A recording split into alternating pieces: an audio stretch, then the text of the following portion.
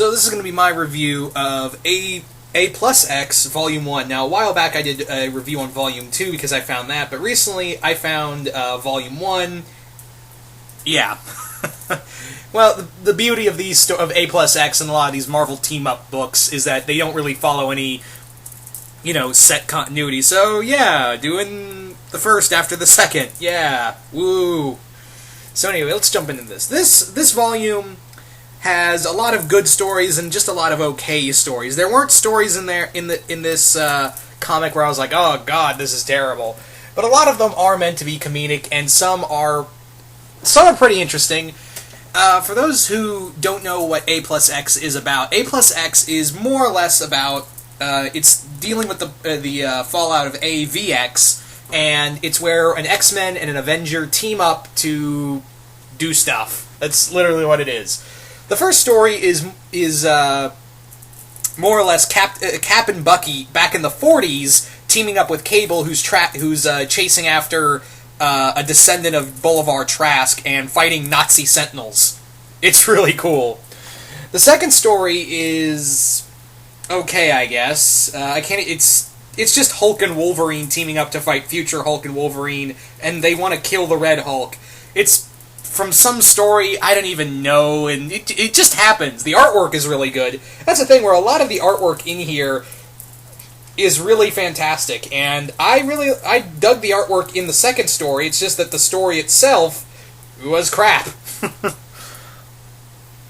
The next story is with Rogue and Black Widow fighting a Sentinel again, and that was really cool. But the one I liked more was the team up between Iron Man and Kitty. Tony and Kitty team up to fight Iron Brood. The whole thing is that Tony wants Kitty to work for him. He wants Kitty to work for him, but it turns out that the Brood are inside of Kitty, and now they've escaped, and now are using Iron Man armors. And there's a hilarious Superman joke at the end of it. I'll just spoil it right here. The joke is that, when basically Kitty defeats the Brood by running through them while they're in the Iron Man suits and kills them, causing it to short circuit. And she basically tells Iron Man, look, when I walk through technology, it short circuits anything I go through, and it could kill people who are near that said electronics. To which Tony replies with, so keeping you around would be basically the equivalent of Superman if he kept a piece of kryptonite around. And she said, yep, I'll just let myself out. Oh, I thought that was really good. There's an okay Hawkeye and Gambit team-up where they just fight a monster who's trying to capture an actress. That's okay. The monster just comes out of nowhere and shit happens. A lot of these stories are just one-and-done okay team-ups. Like, there's a really good one between Captain America and Quentin Quire. That one was really fun, and had a really good story behind it for Quire to really take in with Steve. There's also another one done by Peter David where it's just Carol and Logan just talking about who would win a fight between astronauts or cavemen, and it kind of builds up to an hilarious end. Literally, the end shows up. What else is another? There are a few good stories in here. Again, like I said, the Dupe and Iron Fist story is just confusing to all hell, and it's not really funny. Yeah, the Dupe and Iron Fist story. I know there's a lot of Dupe fans out there, but this was not really a good story. Trying to think of another one that was that really caught my interest. But yeah, trying to think here, because there were a few others that caught my interest, but then they just kind of grind to a halt in some others. There are just some stories I was like, oh, this is a really fun little short story, and then there are others where it's like, I don't care. And that's kind of the thing. You got to take a lot of these team-up stories with a grain of salt, because each issue in this volume is like I've said before, and probably like most of you guys know, is that it's two stories in every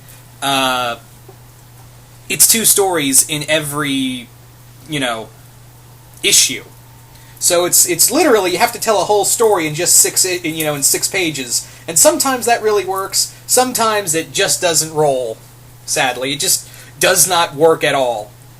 But if you ever, I would not recommend buying this at full price. Yeah, I would not recommend buying it at full price. But however, if you do enjoy like fun one and done team up stories, because there are a few in here that are really good, I would suggest getting this at like a discount like I did. I got this literally for like under $5. This and I got this along with two. I was at a Books-A-Million, and not the same one where they pissed me off. I was in a different town, and they're a little bit nicer at this other town, rather than the one I got, the Godzilla Rulers of Earth comic. And yeah, recently went back there, do my own stupidity, and I'm getting off topic, sorry. But yeah, long story short, I got this along with Bendis and Romita Jr.'s first Avengers story together. Can't wait to read that. And also, we have... I also bought the, get this, for just for $10, I literally got the deluxe edition of Wolverine, the Chris Claremont and Frank Miller Wolverine comic. Yeah, deluxe edition, $10, almost $30 book for $10. I was like, damn, I got all this for like under $20, more or less. So yeah, now I'm ranting. I'm now, completely off topic. But long story short, like I said, if you want to check out some fun team-up type stories, by all means check this out, but I would not recommend it for, like, full price. I would say get this at, like, a discount at best. Anyway, so that is pretty much my review, so I hope you guys enjoyed this little comic book review, and I will see you guys later.